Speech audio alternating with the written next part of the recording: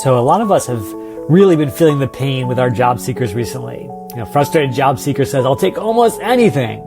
And I think a lot of this pain traces back to the black box of the hiring process. How does this work? Why is it so hard? And a lot of us sort of pin our pain on that ATS black hole. The idea that there's this mysterious force on the other side of the hiring equation that's out to get us. And you can see the cruel math here, hundreds of applicants tossed for the ATS. Now here's the truth. As a former recruiter myself, this is not wrong. This is exactly what a recruiter wants because they want to figure out who can do the job quickly, who's going to make them look good. But the thing is that the ATS is not out to get our students and our job seekers. It is out there to make the recruiter's job easier. And if we can understand that as coaches and our students can understand it on their side, it's going to make their own jobs easier as well. So, best thing to do is try using these tools yourself. And I'm going to give you an actual ATS that you can play with and show your students. So here's an example.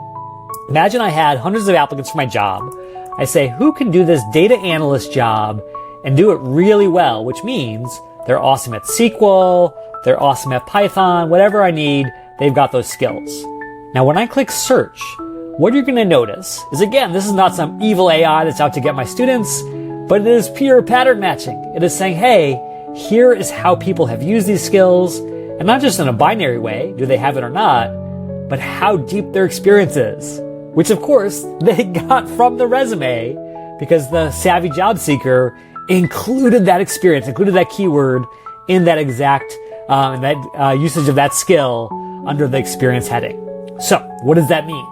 As we sit with our students and try to help them figure out how to decode this black box, we're going to use some AI ourselves to really help them stand out.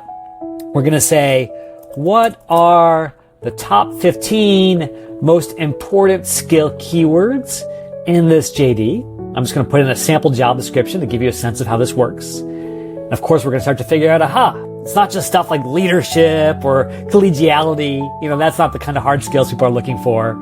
It's, do you have experience with content marketing and branding and digital marketing? That's what I need to have to prove that you're a strong candidate. And so then I say, which of those skills are missing from my CV? I'm literally just pasting my resume.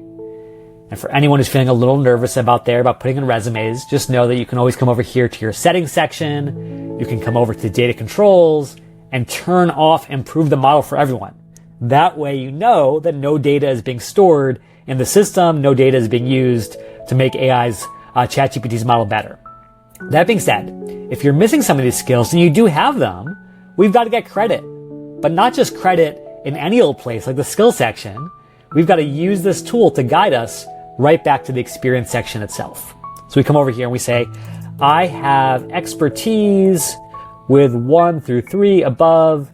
What are 5 specific ways to add these to my experience?